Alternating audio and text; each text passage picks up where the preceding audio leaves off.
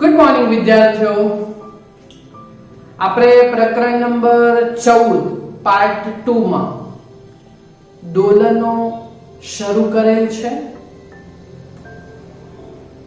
અને તેને આધારિત આપણે દોલનોમાં વિવિધ ભૌતિક રાશિઓ જેવી કે કંપ વિસ્તાર, આવર્તકાળ,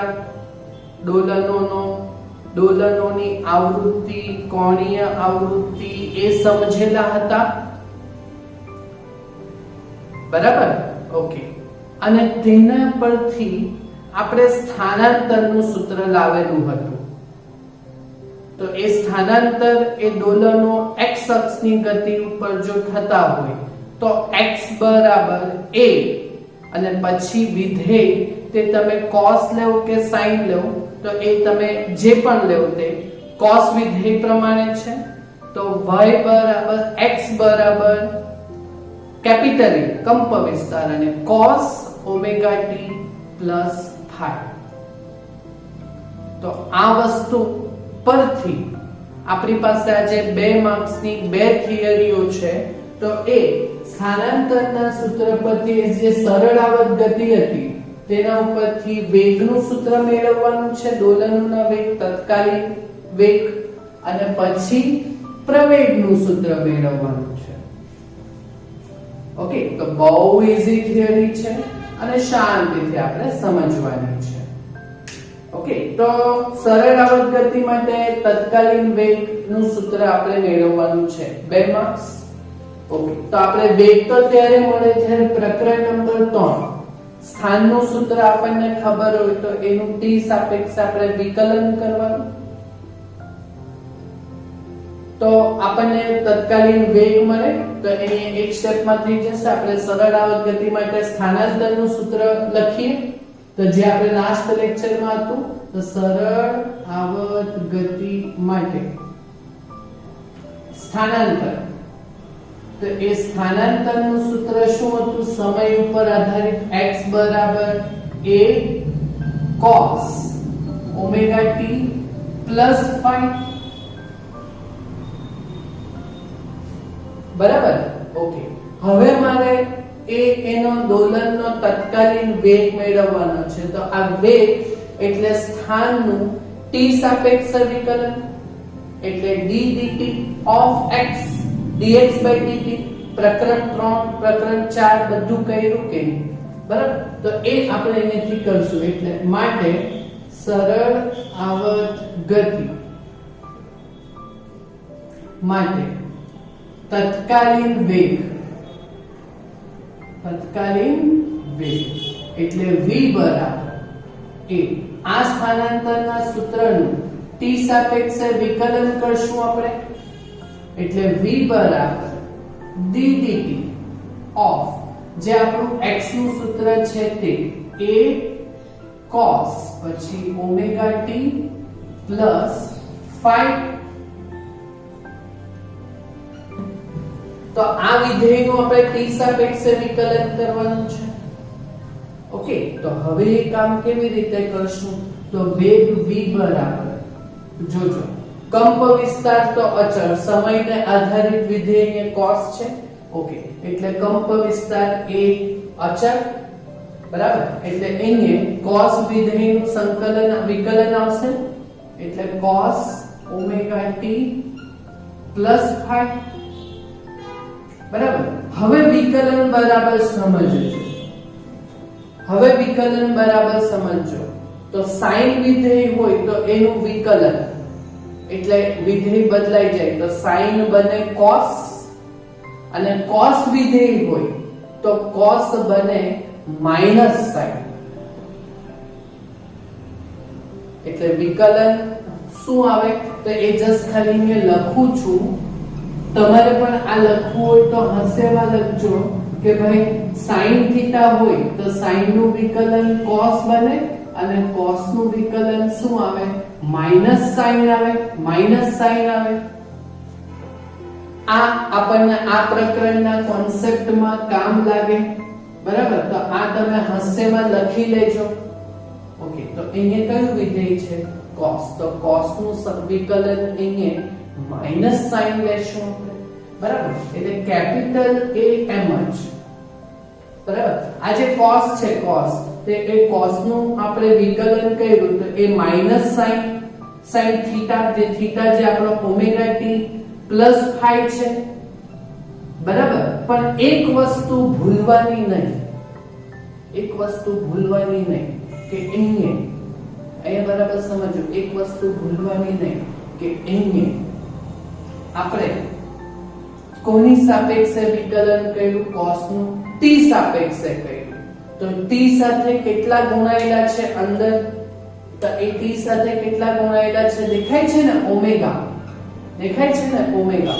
તો એ t સાથે જે ગુણાયેલા હોય તે પાછો આગળ ગુણવાનો, બરાબર. પાછું સમજાવો કે sin નું વિકલન cos ને cos નું માઈનસ sin થાય, પણ t સાપેક્ષે કર્યું તો t સાથે કેટલા ગુણાયેલા છે? ઓમેગા. તો એ પણ આગળ ગુણી જવાનું. તો જો આપણે અલગ કલરથી હાઇલાઇટ રહી એવી રીતે આપણે જો ઓમેગા ગુણી કાઢ્યું, બરાબર. ઓકે, તો અહીંયા આપણું વેગનું સૂત્ર શું આવ્યું? તો v બરાબર માઈનસ ને આગળ લખી દો એટલે માઈનસ a ઓમેગા, બરાબર, અને પછી sin omega t plus phi, બરાબર. ઓકે, હવે આપણે શું કરશું તે જોજો. તો તમને ખબર sin અને cos વચ્ચેનો સંબંધ તમે મેથેમેટિક્સ માં ભણી ગયેલા કે શું ભણેલા? sin સ્ક્વેર વત્તા cos square is equal to 1. sin square theta વત્તા cos સ્ક્વેર થીટા ત્રિકોણમિતિ ભણેલા 9 માં 10 માં. ઓકે, તો sin સ્ક્વેર એટલે 1 માઈનસ cos સ્ક્વેર, બરાબર. તો sin બરાબર વર્ગમૂળમાં 1 માઈનસ cos સ્ક્વેર થાય, બરાબર. તો આ sin છે અહીંયા, તો v બરાબર માઈનસ a ઓમેગા, બરાબર. તો sin સ્ક્વેર અહીંયા sin સ્ક્વેર હોતે તો sin સ્ક્વેર એટલે 1 minus cos square, sin square theta એટલે 1 માઈનસ cos સ્ક્વેર થીટા. તો અહીંયા sin છે એટલે વર્ગમૂળમાં અહીંયા શું લખીશું? વર્ગમૂળમાં 1 માઈનસ cos સ્ક્વેર થીટા એટલે cos સ્ક્વેર થીટા ની જગ્યાએ શું છે? ઓમેગા t પ્લસ 5 છે, બરાબર. ઓકે, હવે આપણે a ને અંદર લઈ જાઓ તો a વર્ગમૂળની અંદર જાય તો a સ્ક્વેર થઈ જાય, તો એ બંને સાથે આપણે ગુણી દઈએ એટલે v બરાબર માઈનસ ઓમેગા mh. તો વર્ગમૂળની અંદર લઈ જાઓ એટલે વર્ગ થઈ જશે a સ્ક્વેર, તે બંને સાથે ગુણાશે એટલે a square minus a square cos square omega t plus 5, બરાબર. ને જ્યાં a cos omega t plus 5, જ્યાં a cos omega t plus 5 એટલે તો x છે, a cos omega t plus 5 એટલે x આવે, તો a square cos square omega t plus 5 એટલે x સ્ક્વેર લેશું આપણે, એટલે v બરાબર આપણું માઈનસ ઓમેગા વર્ગમૂળમાં a square minus x square સૂત્ર બનશે. તો જો આ જે વેગનું સૂત્ર આવ્યું એટલે આપણે સ્થાનાંતરના પદમાં જ લઈએ, જ્યાં કેપિટલ A એટલે કંપ વિસ્તાર અને ઓમેગા એટલે કોણીય આવૃત્તિ થી, બરાબર. તો આ જે આપણું સમીકરણ છે તે આપણું તત્કાલીન વેગનું સૂત્ર આવ્યું, બરાબર. અને ઓકે, હવે આ વસ્તુને આપણે બે અલગ અલગ સ્થાને ચેક કરીએ.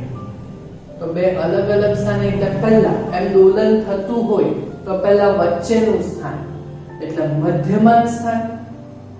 તો મધ્યમાન સ્થાને આ સ્થાનાંતર x બરાબર આ બાજુ પ્લસ a આ બાજુ માઈનસ a, તો અહીંયા વચ્ચે જે આવે બરાબર, તો એ વચ્ચે તે મધ્યમાન સ્થાને સ્થાનાંતર કેટલું ગણાય? 0, બરાબર. તો અહીંયા આપણે કરશું ભાઈ કેસ 1. કેસ 1 આપણે ક્યાં લેશું? ભાઈ મધ્યમાન સ્થાને, વચ્ચેના બિંદુએ એટલે મધ્યમાન સ્થાને. તો ત્યાં આપણે x બરાબર 0 બરાબર. તો બોલો આ વેગનું સૂત્ર શું આવશે? તો x બરાબર 0 લે તો 0 નો વર્ગ 0 એટલે a² - 0 એટલે a² એટલે a² નું વર્ગમૂળ એટલે a, બરાબર. તો માઈનસ a ઓમેગા આવ્યું.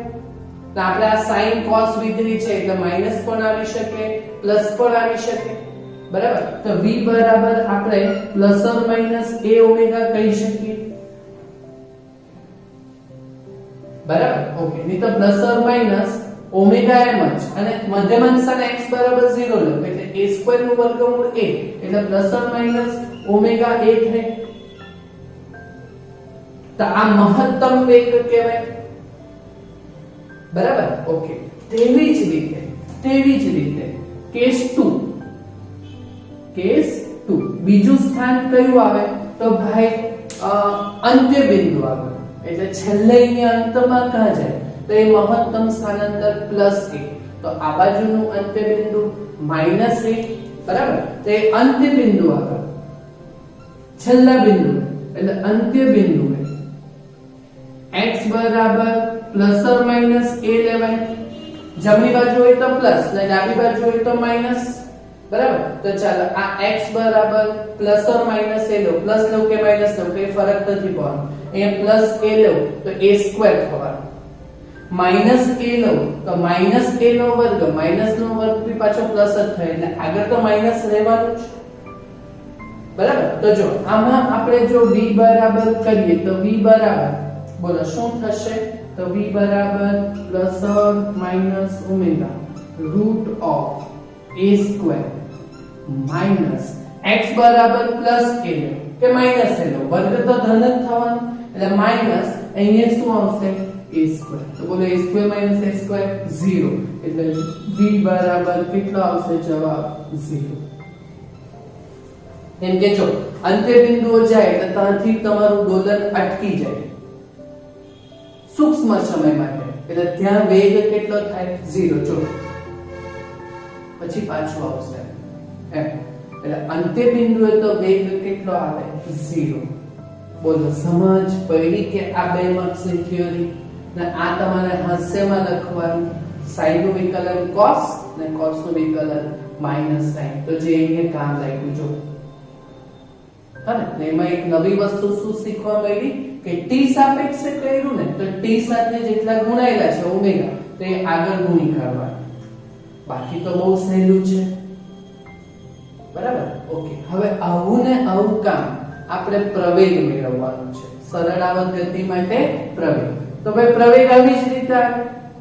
સ્થાનાંતરનું સૂત્ર ખબર છે તો એનું વિકલન કરો તો વેગ ને વેગનું વિકલન કરો તો શું આવે? પ્રવેગ, બરાબર. તો આપણે પાછું આજ પ્રમાણે કરીએ, બરાબર. તો આપણને સરળ આવર્ત ગતિ માટે પાછું કોપી પેસ્ટ. તો સરળ આવર્ત ગતિ માટે તો ભાઈ સ્થાનાંતરનું સૂત્ર આપણને ખબર છે. સ્થાનાંતર x બરાબર a cos omega t plus phi. તો સ્થાનાંતરનું વિકલન કરો એટલે તત્કાલીન વેગ મળશે. એટલે તત્કાલીન વેગ જે અહીંયા કર્યું તે પાછું કરવાનું છે પણ પ્રવેગ સુધી પહોંચવાનું છે. તો તત્કાલીન વેગ v બરાબર વેગ એટલે સ્થાનનું વિકલન એટલે dx/dt, બરાબર. પાછું શીખો એટલે d dt ઓફ x નું જે સૂત્ર છે તે a cos omega t plus phi, બરાબર. તો અહીંયાથી વેગનું સૂત્ર તમને શું મળશે? તો કંપ વિસ્તાર તો અચળ એ એમ જ, બરાબર. પછી cos નું વિકલન માઈનસ sin એટલે માઈનસ અને પછી sin omega t plus phi. cos નું વિકલન માઈનસ sin થીટા લઈ લીધું, બરાબર. અને t સાપેક્ષે વિકલન કર્યું એટલે t સાથે કેટલા ગુણાયેલા છે? ઓમેગા. તો એ આપણે ગુણી કાઢ્યા ઓમેગા. તો આ કોનું સૂત્ર છે? આ કોનું સૂત્ર છે? વેગનું સૂત્ર છે. પણ આપણે વેગ પરથી ક્યાં જવાનું છે? પ્રવેગ ઉપર. એટલે હવે તત્કાલીન પ્રવેગ. તત્કાલીન પ્રવેગ. ઓકે, તો તત્કાલીન પ્રવેગ a બરાબર વેગનું વિકલન એટલે dv/dt, બરાબર. એટલે d dt of minus a omega sin omega t plus 5. સમજ પડે છે ને? એકની એક વસ્તુ કરતા છે ને સિમ્પલ કેલ્ક્યુલેશન કરતા છે. અહીંથી આપણે પ્રવેગનું સૂત્ર લાવવાનું છે, બરાબર? તો પ્રવેગ a બરાબર, ચાલો પાછું માઈનસ a ઓમેગા તો બહાર, બરાબર? અને sin નું વિકલન શું આવે? sin નું વિકલન શું આવે? sin નું વિકલન cos. ઓકે, તો cos ઓમેગા t પ્લસ 5, બરાબર? તો પાછી ભૂલ પડે તમારી. આપણે કોની સાપેક્ષે વિકલન કર્યું? t સાપેક્ષે કર્યું. તો t સાથે કેટલા ગુણાયેલા હતા? ઓમેગા. તો એ ઓમેગા પણ પાછું બહાર આવશે. સમજ પડે છે ને? જેવી રીતે અહીંયા t સાપેક્ષે વિકલન કર્યું તો cos નું માઈનસ સાઇન થઈ ગયું, પણ t સાથે ઓમેગા ગુણાયેલા તો બહાર નીકળ્યું. પાછું અહીંયા માઈનસ a ઓમેગા બહાર નીકળી ગયું. sin નું વિકલન cos ઓમેગા t 5, sin નું વિકલન cos, બરાબર? તો પાછું t સાપેક્ષે કર્યું તો t સાથે ઓમેગા ગુણાયેલા, તો ઓમેગા આપણે જો અલગ કલરથી મૂક્યા હાઇલાઇટ, તમારી ભૂલ ના પડે એના માટે, બરાબર? ઓકે, તો પ્રવેગનું સૂત્ર જોઈ લો. અહીંયાથી શું બનશે? માઈનસ a ઓમેગા સ્ક્વેર, બરાબર? અને cos ઓમેગા t પ્લસ 5, બરાબર? પણ આપણને ખબર છે કે a cos omega t plus 5 એટલે તો x. જોઈ લો, અહીંયા છે a cos omega t plus 5 એટલે આપણું x જ આવવાનું. એટલે a બરાબર a cos omega t plus 5 ની જગ્યાએ આપણે x લેશું, એટલે minus omega square x. Omega square એટલે a cos ની જગ્યાએ આપણે સ્થાનાંતર x લીધું, બરાબર? તો આ કોનું સૂત્ર આવ્યું? આપણું પ્રવેગનું સૂત્ર આવ્યું, બરાબર? તો આ તત્કાલીન પ્રવેગનું સૂત્ર થઈ ગયું. ઓકે, તો પાછા અહીંયાથી બે કેસ લઈ લઈએ ભાઈ, કે ભાઈ કેસ 1 પહેલું કા લઈ લઈએ? મધ્યમાન સ્થાને, એટલે વચ્ચે, તો ભાઈ મધ્યમાન સ્થાને એટલે તા x બરાબર કેટલા? 0. તો ભાઈ મધ્યમાન સ્થાન એટલે વચ્ચે, આ ડોલરમાં વચ્ચે એટલે x બરાબર 0 સ્થાનાંતર. તો બોલો પ્રવેગ કેટલો આવશે? a બરાબર, પ્રવેગ a બરાબર x ની જગ્યાએ 0 લે, બરાબર? તો આ પ્રવેગ માઈનસ ઓમેગા સ્ક્વેર ઇન્ટુ 0. તો બોલો પ્રવેગ કેટલો થશે? 0 જ થશે. ઓકે, અને કેસ 2, તો ભાઈ કેસ 2 અંત્ય બિંદુએ, છેલ્લા બિંદુએ, એટલે કેસ 2 અંત્ય બિંદુએ, એટલે ભાઈ અંત્ય બિંદુએ એટલે x બરાબર જમણી બાજુ હોય તો પ્લસ a અને ડાબી બાજુ હોય તો માઈનસ a, બરાબર? ઓકે, તો પ્રવેગનું સૂત્ર શું આવવાનું? તો પ્રવેગ a બરાબર માઈનસ ઓમેગા સ્ક્વેર x. તો x ની જગ્યાએ પ્લસ ઓર માઈનસ a.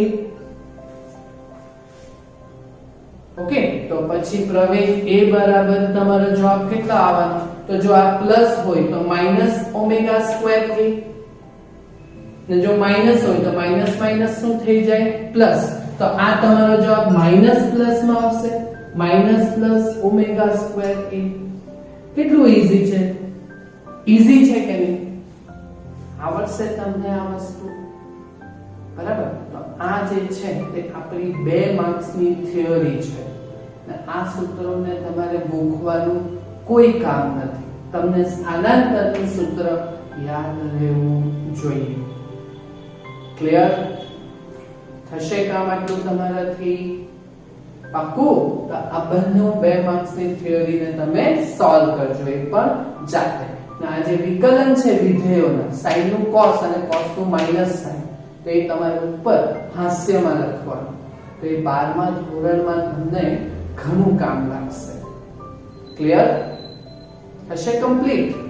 આટલું કામ તમે પૂર્ણ કરજો, એટલે આપણે ઉદાહરણ અને સ્વાધ્યાયના દાખલાઓ નેક્સ્ટ લેક્ચરથી આપણે આગળ વધારીશું. Okay, thank you very much.